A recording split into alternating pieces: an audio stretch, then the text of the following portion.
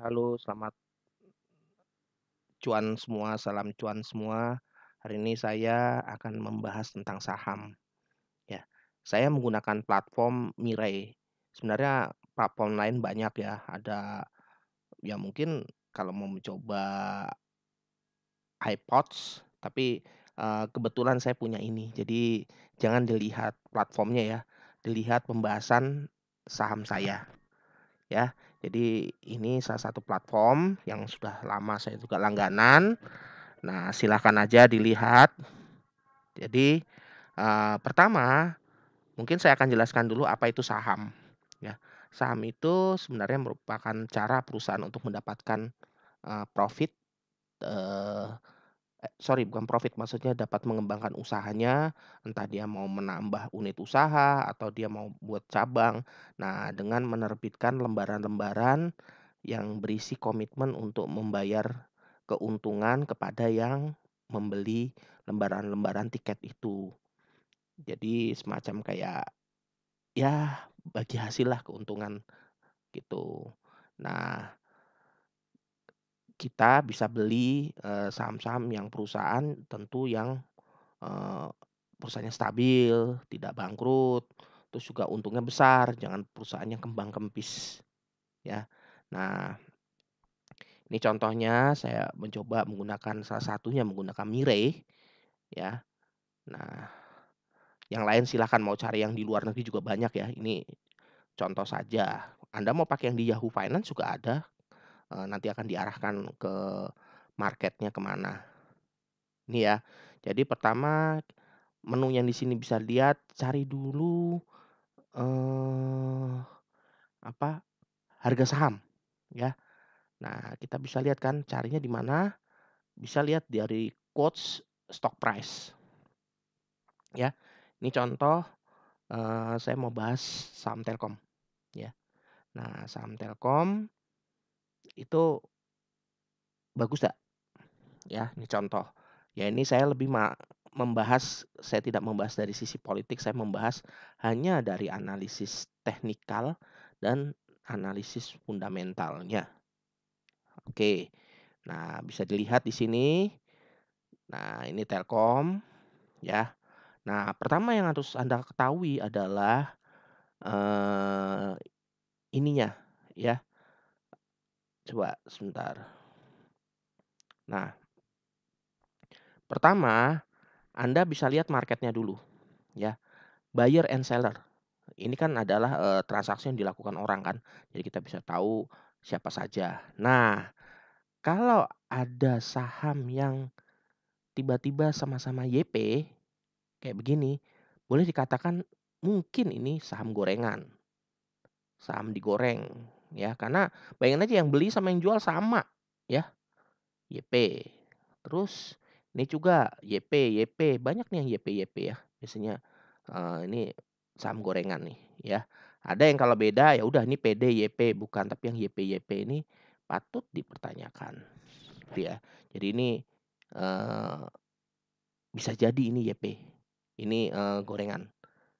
Jadi maksudnya menggoreng di sini dia ingin coba menaikkan harga sahamnya, itu satu, ya. Dan ini, pasar untuk semuanya, bukan untuk Telkom ya. Jadi ini, orang bilang nih kayak histori transaksinya. Nah ini, transaksi, eee, Telkomnya, ya. Sorry, ini data Telkomnya. Nah, satu. Terus terus apalagi yang bisa diperhatikan? Nah, yang bisa diperhatikan yang lain adalah kita mau lihat chartnya dulu, ya. Nah, lihat chartnya. Caranya bagaimana? Ya. Nah, caranya kita klik di chart, ini ya, chart, terus, eee, kita bisa lihat di sini, standarnya dia begini. Kalau Anda mau nambahkan indikator, ya, nah Anda bisa klik kanan, ada add indikator, tambahkan seperti biasa andalan saya Bollinger Band, ya, Bollinger Band. Nah, kita bisa lihat sekarang, secara Bollinger Band, ya, ini sudah mulai bergerak entah naik turun ya. Posisinya sudah naik hampir mentok ya, belum mentok sih ya, 50-60% lah, terus dia turun lagi. Jadi kalau sebenarnya membeli sekarang, ya kurang pas juga karena harganya sudah floating di pertengahan. Jadi, kemungkinan antara kalau beli kan bagusnya di nol, karena dia kan sistemnya kayak mantul, lihat nih mantul bola ya, atas, bawah, atas, bawah. Nah kalau dia nggak sampai atas berarti daya pantulnya atau kenaikannya kurang kuat, makanya dia turun lagi, naik, turun lagi, naik, turun. Jadi ini kan sekarang posisinya udah naik nih, dia turun, nah kemudian masih bisa turun lagi gini. Andaikan dia naik ya kalau lihat dari sini sih lihat dia mulai melemah nih, yang di sini dia masih tajam, mulai melemah di sini tajam. Nih naik, turun dikit, ini naik mulai stabil nih mungkin sideways ya, agak, mulai ke tengah-tengah. Nah ini naik, turunnya dikit, bisa jadi hanya gini aja naik turun di sekitar angka 50 ya, berarti ini harga juga membingungkan antara keputusan eee, beli atau jual kasarnya kan.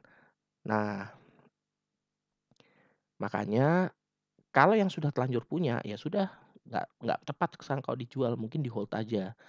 Karena saya bilang kan kalau kita logika ya, logika biasa, Telkom kan layanan internetnya laku nih semuanya banyak yang pakai, masa sih dia rugi, gitu, ya. Jadi untuk investasi bagus, tetapi kalau Anda mau trading, apalagi mau cepet-cepetan, jadi namanya trading kan maunya sehari, 2 hari langsung dapat kan. Nah itu kayaknya kurang tepat kalau menggunakan ini, ya. Jadi bawaannya pasti mikirnya diambil turun, ini semua saham ya di Indonesia. Nah, jadi sekarang kalau mau memang menganalisis mungkin di jangka agak panjang, ya, itu butuh selain Bollinger Band ini untuk analisis teknikal, atau kita bisa lihat juga dari sisi ini ya, sisi, eee, moving average across-nya ya. Dia ini harganya turun tapi barusan naik nih, dan dia belum ada tanda golden cross, artinya ada perubahan harga. Jadi harganya akan, naik turun naik turun naik turun. Jadi fluktuasinya kecil banget dan range-nya kecil. Jadi ambil pun rugi nanti kena biaya komisi. Satu, itu alasannya. Terus 2, coba sekarang kita lihat dari sisi laporan keuangannya. Kita boleh lihat di sini, ya. Kita coba cari laporan keuangan, ada finance statement, kita bandingkan sekarang. Ini ya, mungkin kita pakai aja tahun 2019, ya, 2019. Karena dia sudah lengkap ya. Nah, ya kita enter. Nah, bisa dilihat di sini, ya. Ini rasio-rasio keuangan, ya. Nah, bisa dilihat. Nah, coba yang paling perlu biasanya ada PER, ya. PER, ada ROA, ROE. Kalau ROA, ROE itu return on asset sama ROE itu untuk pengembalian utang, ya. Pengembalian utang menggunakan aset, ya, menggunakan aset. Jadi misalnya, amit-amit dia bangkrut, terus jualin asetnya semua, bisa nggak balikin utang. Ya yang bagus, semakin rasionya makin tinggi di situ, ya artinya hartanya perusahaan itu atau istilahnya tingkat pengembaliannya makin bagus, gitu loh. Jadi perbandingan utang sama modalnya lebih banyak, kasarnya dia mampu untuk mengembalikan, ya. Nah, kalau yang jelek itu kalau DER-nya yang naik. DER itu, eee, rasio utang debt or equity ratio ya. Kalau ini naik, ya artinya perusahaan ini juga jelek ya, buruk ya, atau tinggi nilainya. Itu yang perlu ya. Jadi ada ROA, ROE, ada DER. Nah, terus wah, dia ada untungnya ya. Nah, kalau saya lihatnya yang hijau itu artinya profit positif. Nah, operating expense dia minus, artinya dia defisit nih. Jadi, klaimnya mungkin karena harga internet dimurahin atau sekarang Covid, ya harga kan nggak bisa tinggi-tinggi, dia bilang rugi. Nah, coba kita lihat dulu di kuartal 2-nya bagaimana ya, kuartal 2 itu kan 22 juta ya, 22 juta, 47 juta naik 2 kali lipat ya. Lihat itu naik 2 kali lipat, padahal kok sales-nya hanya 34,69, berarti juga naik sekitar 2 kali lipat, penjualannya naik 2 kali lipat, tetapi bebannya lebih dari 2 kali lipat. Jadi sebenarnya makin lama makin rugi dia. Karena dia kan dari berapa, dari sales 34 kan 68 ya, 68, 69 ya. Nah, sebenarnya sih agak tipis-tipis, cuma kayaknya berbanding agak mirip nih. Jadi artinya dia jual hanya ngejar penjualan, tapi dia juga, eee, rugi. Tapi ruginya sebenarnya posisinya deket nih. Jadi artinya berbanding lurus, sales makin banyak juga ruginya makin banyak juga. Jadi alias keuntungannya tetap saja, gitu. Dan kalau lihat dari angkanya, kan memang ada sales, ada 22 juta, dia ada keuntungan kotor. Coba kita lihat dulu naik nggak keuntungan kotornya dari 34 menjadi 69, keuntungannya juga naik, ya, gitu, ya kan. Nah, terus kita lihat lagi yang lainnya adalah kita lihat dari sisi, eee, apa, dia menulis cost of goods sold karena dia bukan menghasilkan barang ya. Kan ini ya COGS itu HPP, harga pokok penjualan barang. Nah, dia kan jasa kan sebenarnya, bukan jualin barang kayak beras atau apa gitu kan. Makanya dia tidak tulis gitu ya. Nah, terus apalagi yang diperlukan? Utangnya. Utangnya berbanding lurus nggak? Coba yang ke satu,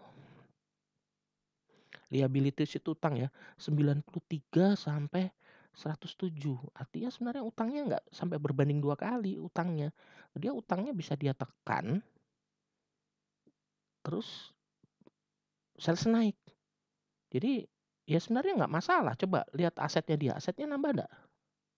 Asetnya 219, jadi 215. Nah, aset dia mulai berkurang. Bisa jadi dia menjual asetnya. Ya, jadi mulai menjual-jual asetnya karena mungkin defisit dari expand-nya dia, dari bebannya operasinya dia, maka asetnya ada yang dijual-jualin, dikurangin. Ini kalau berdasarkan baca dari sini ya. Nah, modalnya coba kita liatin, berkurang nggak? Equity itu modal ya. Nah, 105 menjadi 93, berarti artinya betul, modal equity dikurangin juga ya. Modal dikurangin, artinya bisa tadi karena penjualan aset-aset ini juga mengurangin modal kan jadinya, gitu. Jadi dia berkurang. Nah, jadi ya kalau dibilang dia harga menurun ya wajar wajar juga, karena kenapa? Ya beban operasi dia juga nambah, ya kan?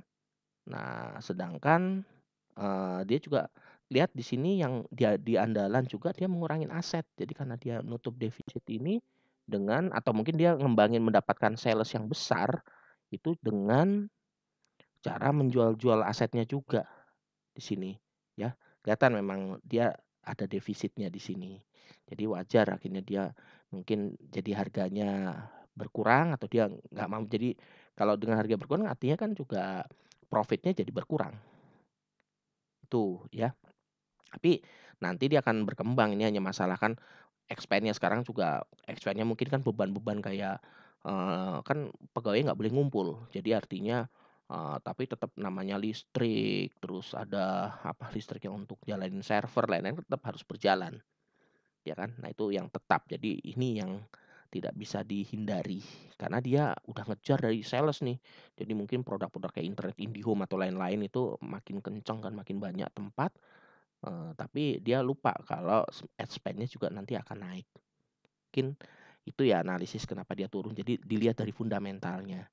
Nah, jadi kalau mau dibeli mungkin saya bilang ya dia akan naikin, kelihatan dari 1, 2 nih sales-nya akan naik terus. Coba kita lihat dari sales yang kuartal 3 ya, kuartal 3 kuartal tuh 102 ya kan. Nah, pas waktu yang kedua itu 69, harusnya kan 130-an. Nah, sales-nya dia mulai macet di sini nih, mulai macet ya kan. Nah, terus expand-nya dia naik 2 kali.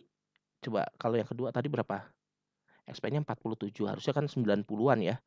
Yang ketiga bebannya, nah dia juga udah ngurangin beban nih, udah ngurangin beban ya, expand-nya yang 69 ya, ngurangin beban. Nah yang keempat 93. Jadi dia udah berhasil ngurangin, sebenarnya ngurangin beban, dia ada penghematan, banyak ini penghematan. Ya, mungkin dengan tadi mengurangi aset-aset, ngurangin lain-lain, dengan dijual juga, ya jadi mengurangi beban kan. Nah, sebenarnya dia sudah sesuai, tapi sales dia makin banyak. Jadi artinya kayak tadi mungkin pakai internetnya makin banyak, ya ini, ya dia berbanding lurus dengan expense-nya. Jadi orang bilang tidak mungkin, "Ah, bisnisnya nggak menguntungkan, malah defisit kan." Makanya dia turun, itu. Ya tapi besok-besok ya mungkin tadi kalau melihat logis masa orang gunain internet, ya tergantung sekarang, bagaimana dia kan masalahnya sales atau istilah nanti jalin operasi kan harus banyak orang.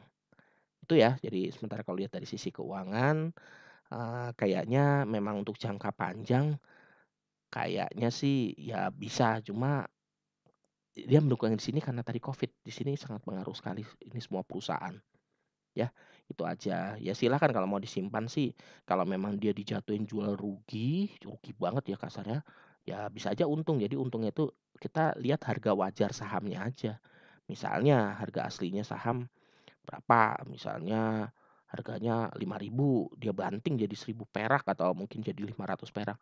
Nah kan kinerjanya dia hanya berkurang setengah, itu kan sampai dibanting kan berarti untung tuh kalau diambil kan. Karena jualnya sangat murah banget. Masa sih dari harga 1.000 tuh nggak naik lagi? Nah, itu bisa diambil ya.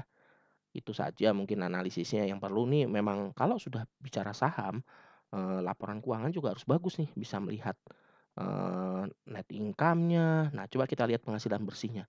Penghasilan bersihnya naik nggak? Pertamanya net income-nya kita bisa lihat ya, net income itu kan laba bersih ya, 16, lihat ya, lihat, 18 masih naik, tapi tidak berbanding lurus. Berarti masih berat nih bebannya dia, penghasilan bersihnya, eee, tidak seimbang ya. Nah, lihat di situ, kelihatan di sini kan dia makin menurun. Itu ya, jadi ini cocok kalau untuk invest, tapi tidak cocok kalau untuk trading ya, masih bukan tidak cocok, kurang cocok. Jadi ini akan lama nanti. Oke, kira-kira itu analisis saya, semoga bermanfaat. Salam cuan, jangan lupa like and subscribe my channel ya. Oke, terima kasih.